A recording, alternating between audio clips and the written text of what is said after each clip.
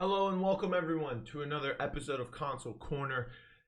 I know it's been a while since we've had any episodes from the Console Corner show or on the Console Pro News YouTube channel, as well as the podcast. But we're back and with the new season, and things from the quarantine are kind of letting up, and we're starting to get more and more esports, especially ones that are going to be in person, and not just remote play. I mean, NBA 2K League, they're working towards their tip-off tournament.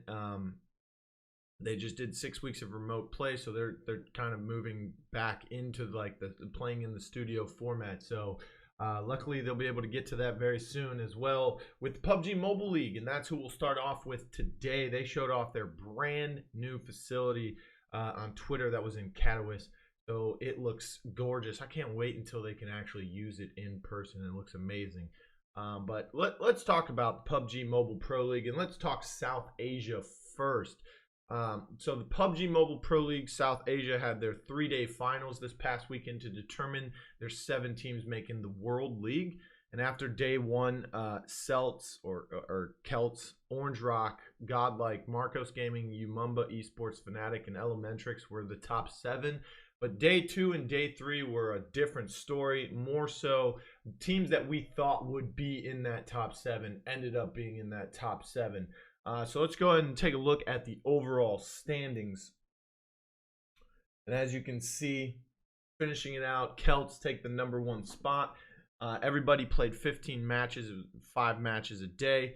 Remember, top 7 teams after this 3rd day of finals make it to the World League. From this division. TSM Entity weren't in the top 7 the first day, but they were able to step up. They got 3 chicken dinners overall, 103 place points, 99 total kills. So they slot their way back into 2nd in a pretty big lead between 2nd and 3rd place, who happened to be Megastars. That was kind of a surprise because Megastars weren't looking too good early on in the season. They weren't looking too good in the scrims, but they figured things out when it mattered most. That happened to be right here in the final. So they make the World League. Fnatic drop out of that. Elementrix drop out of that top 7. So does Umumba Esports and Marcos Gaming. Marcos Gaming, again, one of those bubble teams, didn't really know if they would be good or if they were going to be bad. They played really well in scrims at times, and then sometimes they didn't look too good. So they were kind of a on and off team. Either they're hot or they're cold. There's no warm for them, no in between. But again, TSM Entity bounced back. They had a terrible performance on days 1 and 2, and Jonathan and Clutch God both stepped up, leading with 10 kills for both of them. Or excuse me, they had more than 10 kills. They were both in the top 10, and they were both number 1 and number 2 in that top 10 for kills overall after day 3 when the whole thing was said and done. Orange Rock, TSM Entity, Godlike, Synergy, Celts, Megastars, Team IND make the World League. Team IND kind of another type of Marcos Gaming bubble team. Either they're really good or they're really bad. They did well enough to get that 6th spot. Godlike really fell off. They were the number 1 team when the season first started for about a week. After that, they just started to go down, down, down, down, down. Luckily, they were able to keep themselves in a position to make the World League. They were almost out this time around, so they snuck back into that 7th spot. They did get 1 chicken dinner during that as well, but Synergy making big plays as well. They were in the bottom 10 after day 1, I believe. Day 2, they kind of crept up, but day 3, they put on a show along with TSM Entity. So both of them, 7 chicken dinners between the 2 of them. Orange Rock grabs 3. They've been fragging out all season as well. Let's take a look at the top kill leaders. Again, Clutch God, Jonathan from the TSM Entity squad. Clutch God with 33 kills, Jonathan with 32. They lead the way, and then we have a Godlike player. Seems like Gilly is the only one from Godlike who can put up numbers like this. The rest of the team kind of hanging back, playing a little more safer, but Gilly, he wants to get in the action. He's got 30 kills. He does a ton of damage too, compared to everyone else. So he's putting out a lot of pressure on vehicles and end game. In the end game circles, he's I don't care if they know where I'm at, basically, is what he's saying. I am putting the pain down. And then Umumba Esports, they had 420 OP in there. Unfortunate the team wasn't able to keep up with them to keep themselves in. But Celts, they get another player in the top 5 as well. They also had, let's take a look at the bottom 5 here, numbers 6 through 10. Celts Ultron and Atanki, they were both in there as well. So that was part of their success, having 3 players. You know, TSM Entity, they had 2 players. They were getting a ton of kills. That's a lot of points from the 2 of them for their team. But, I mean, Celts doing pretty much the same thing. They have 3 people in there.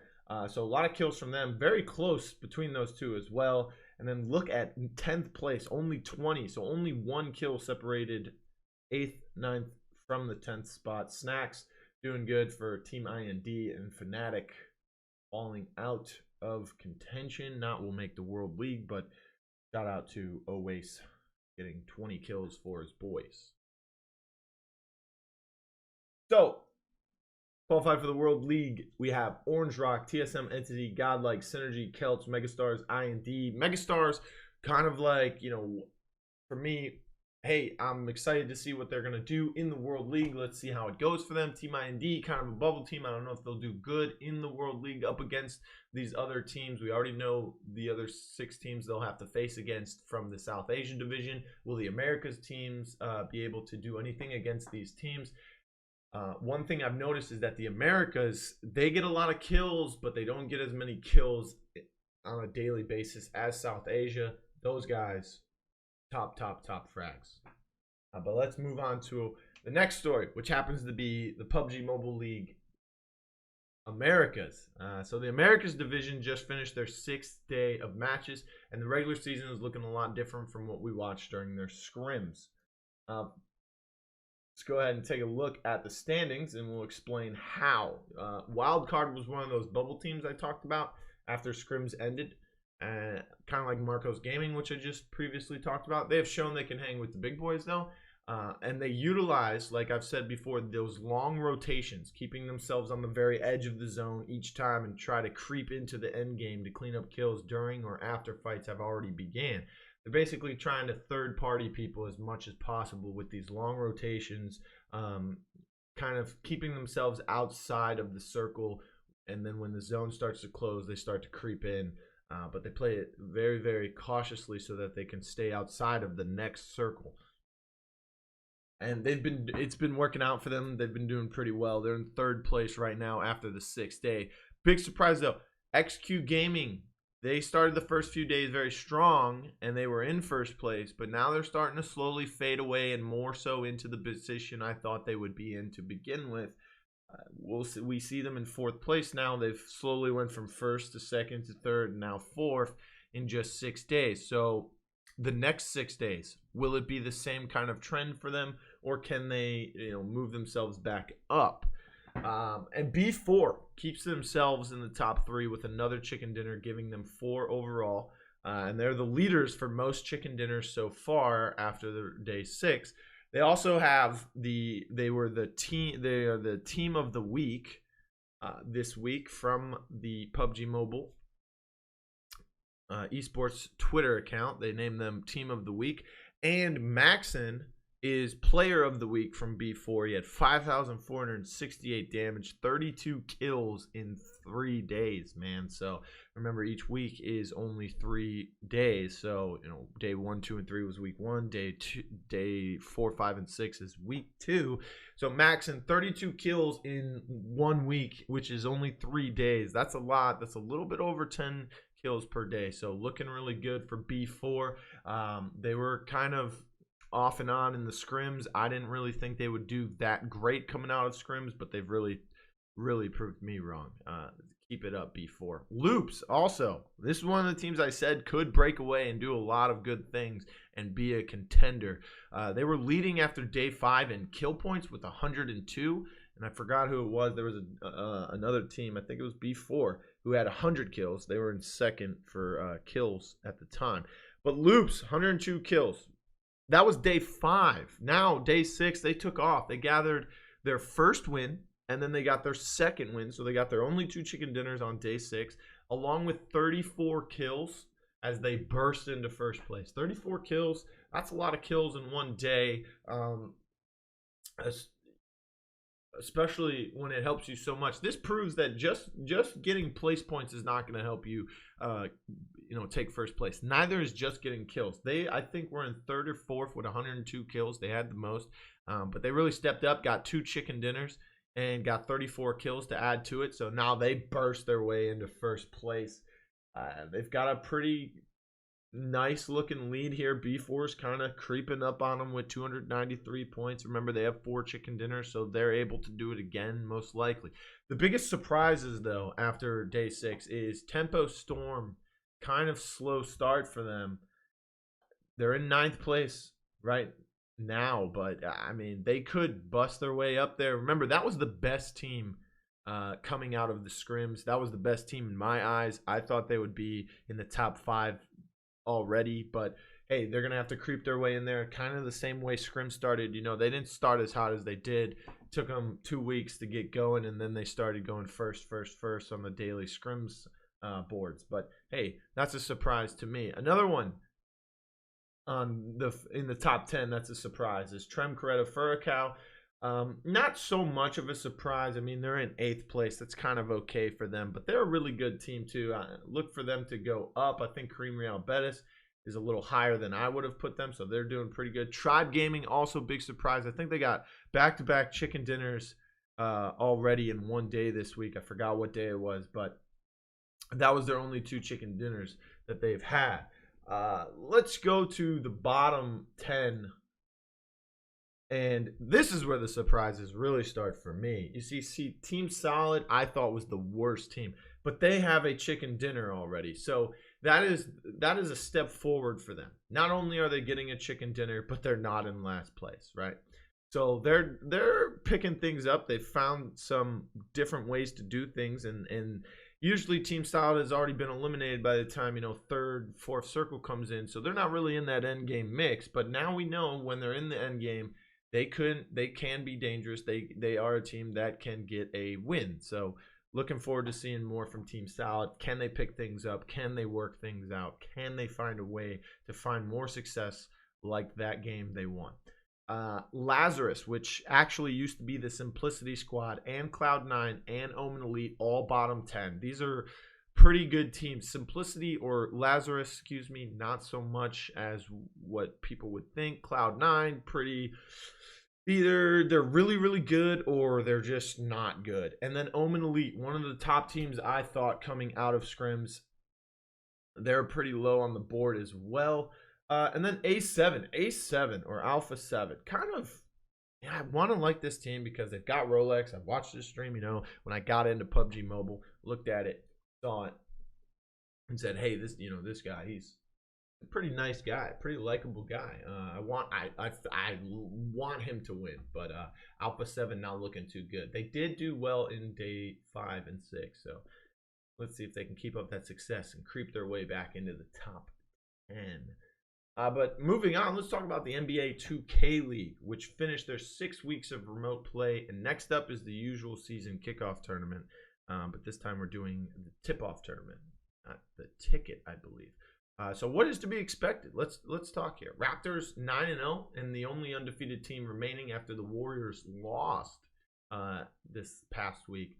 So look for the Raptors to put on a show once again, as they have even tested by some good teams and still find a way to pull through.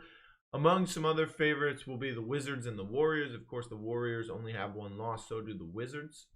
Wizards lost very early in the season. I think it was their first matchup, and I think it was against the Mavs or the Warriors or the Raptors. I think it was against the Raptors, to be honest. But they bounced back. They've been unstoppable since then.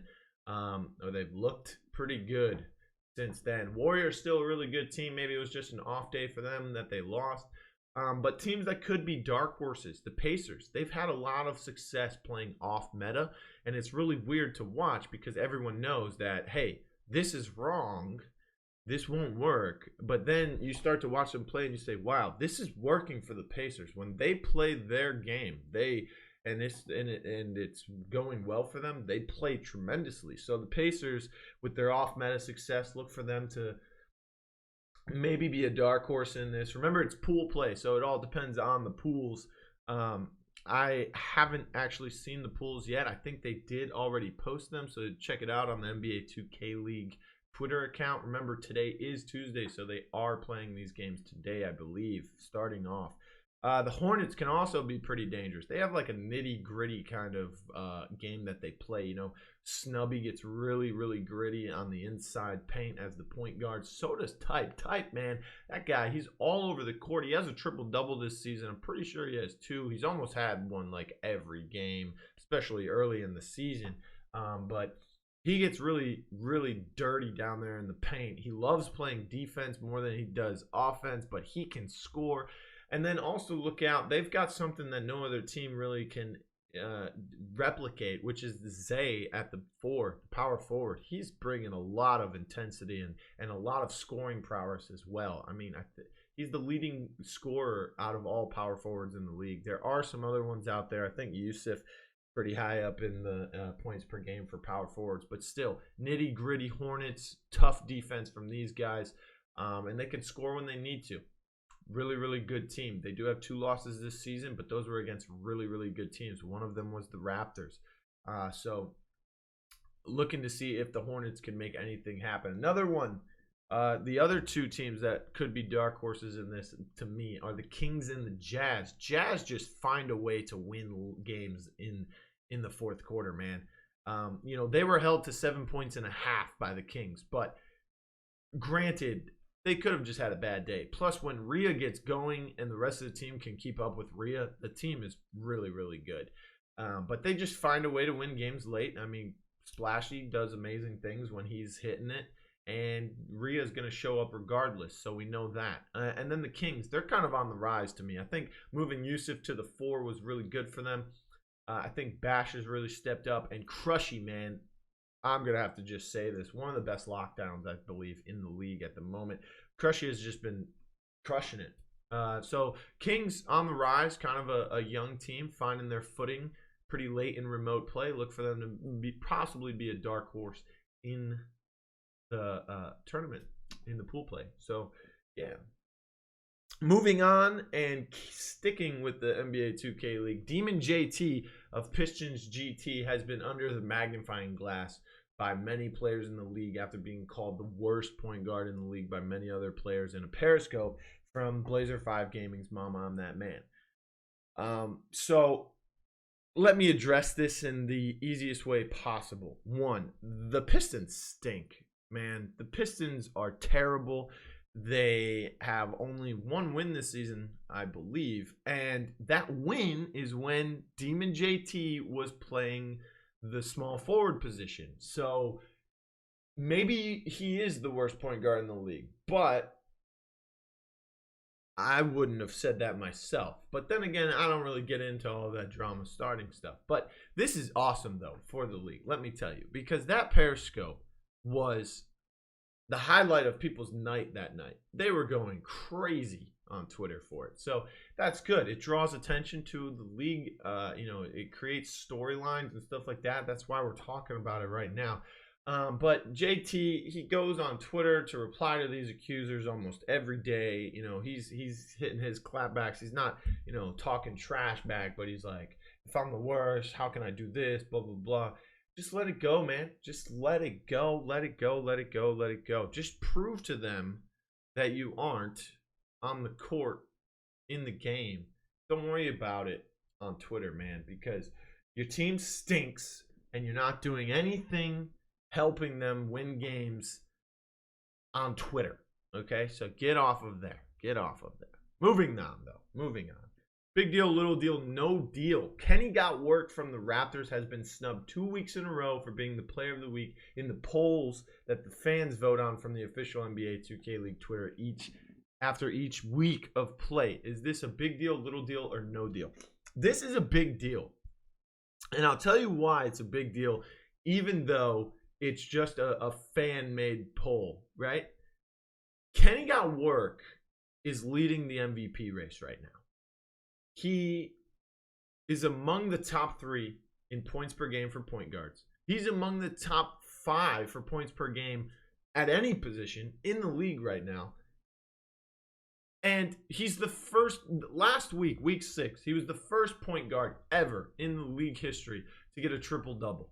And not only that, he had 10 steals on a non-defensive build with like 2 defensive badges, I think it was, or 1 badge, and it's like silver, bronze, or something. I don't even know the build he's using by heart, but still, he shouldn't be getting 10 steals, and he gets the triple-double, first time ever for a point guard, and he gets snubbed again. I don't even think he had like the 2nd most votes. The week before, he went insane, and still, this is a big deal. People are not recognizing what Kenny is doing at point guard because of the success from the rest of the team. I mean, Timely's scoring 39 points while Kenny's getting a triple-double, and the center is getting a double-double, almost a triple-double himself. So this is a big deal because no one is recognizing one person on the best team, even though the rest of the team is doing great.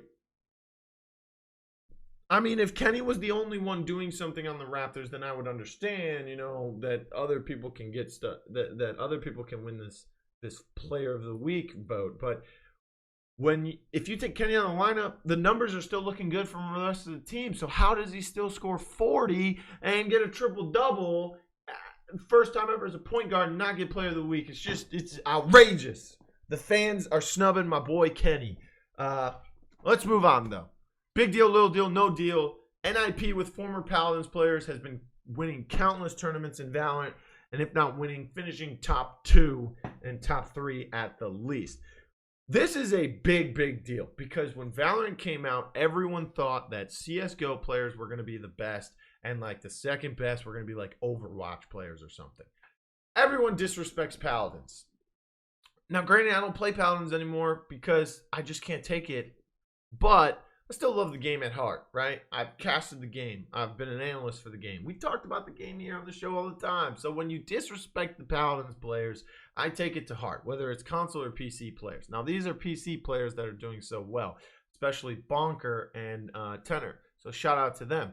So this is a big deal because if they are beating CSGO pros, if they are beating CSGO prodigies, and they are beating Overwatch players, they are proving that it doesn't matter what game you come from. They are proving that, no, they're not just going to lay down and let you played CSGO? I already lost, man. They're not letting that happen. So big shout out to NIP and the boys over there with the Valorant team.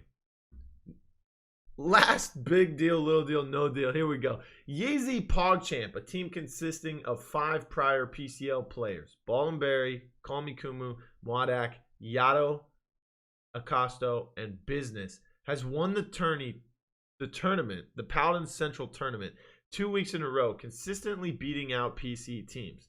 They have also taken down Sanguine last week in the closed bracket portion, where Sanguine is supposed to be the best team in the North American division of the PPC. Is this a big deal, little deal, or no deal? This is no deal. This is no deal. I was thinking about this earlier and I almost said little deal, but this is no deal. This is no deal. You're beating primarily in the open bracket weeks, probably, because they do it like the old PCS form where it's 3 weeks of opens and then the 4th week is closed. You're probably beating these teams that are tier 6 teams. I mean, let's be honest. The PPC, after the top 3 teams maybe in each division, it's tier 5 teams, man. The tier 1 players have left. We've talked about this. They've left. There's only like a couple tier 1 players remaining, spread amongst the 3 divisions, right? That is part of why it's no deal. Another part is why does Sanguine care about this tournament? If you win, you win crystals.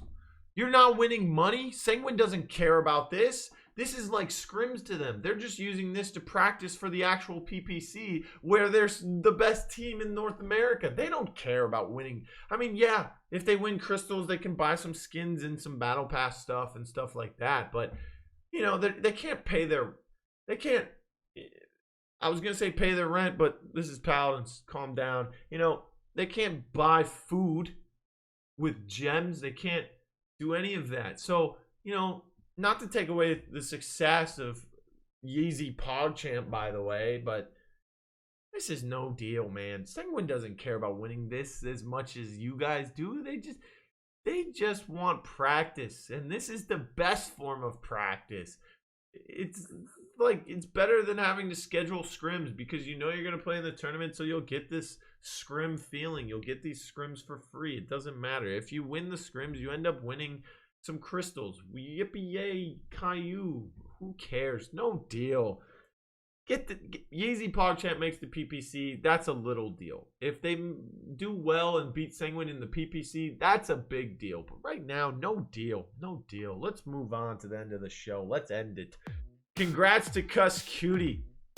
The former Paladins Pro player this time last year was on his way from the gym pro, most likely, to play in the midseason invitational with the Pittsburgh Knights.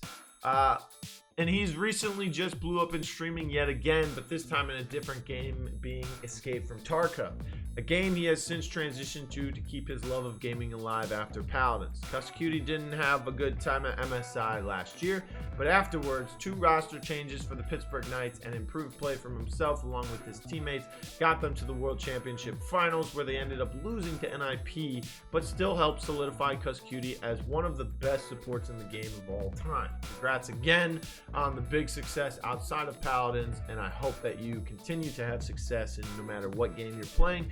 So big shout outs to him. Happy birthday to Steven Cooper. Now, Cooper is the head of league operations at Skillshot Media, which handles titles Paladins, Smite, and the future coming to Rogue Company. Now, Cooper is seen by many as the double-edged frenemy, it seems. Sometimes he is your best friend and helps you with what you need, and is always your enemy under scrutiny when something is announced for the leagues that you didn't like yourself. Whatever it may be, happy birthday to Cooper, and we hope he is doing great during the remote play world, the esports that we currently live in, and I hope he's feeling good about the Lightning and how the NHL is going to restart. Happy launch day to I Hold Shift and his crew as they've launched their first 3 episodes of their new show, The Diffuse, which is brought to you by CMG, where they cover everything you need to know about the Call of Duty esports, whether it be the Pro League or the Pro-Am. And I hope the show goes well and finds success. It looks very, very similar to something I've seen before. But nonetheless, we love you, Shift, and shout out The Diffuse. Make sure you guys check that out if you want to break down some awesome content from the Call of Duty, especially from Shift himself. And I think Proper Casts is on there as well with him. He does really well, really good work as well. And last but not least, happy birthday to Prosper Logic, the longtime Flashpoint PS4 console Paladins Pro player. Oh man, that's a mouthful. He just celebrated his birthday this week. I believe it was yesterday. Had an interesting birthday cake. It was a chicken nuggets box from McDonald's, but they didn't look like chicken nuggets, so I'm a little confused. But hey, different countries, different cultures, different things that we do for celebrations like that, whatever it may be. Prosper Logic was one of the forefront and forefathers of the Flashpoint roster that made it so deep into every LAN, winning the Spring Masters 2018 LAN with Legacy, who slotted in for Swiper. But Prosper Logic doing so well on the DPS, especially in game number 5 on Stone Keep, where they picked Maeve for Legacy to play, but ended up being played by Prosper when they drafted the Makoa, and Legacy was slotted into being played the Makoa. Prosper was actually playing with the quote-unquote wrong legendary at the time when Street Justice was insane and was the go-to legendary, but he was playing on, I think, Rogue's Gambit. And Legacy and the rest of the team noticed this, but they did not want to say anything to Prosper because they didn't want to tilt him. And Prosper at the time even said on comms, I am gross on Maeve. And he also, I believe That's not what he said. I believe he said, you know, this Mave card is broken or something. But he was using the wrong one. The team didn't want to tell him because they didn't want to tilt him. They ended up winning that game and the set for their only championship win. Happy birthday to Prosper Logic. Hope you had a great day. That does it for the show. Let me know what you guys think in the comments below. If you're a PUBG Mobile fan, who do you think's going to win in Americas, man? 7 teams make the World League there. And then those World League teams, they go to Catalyst in the new studio. We'll see you later.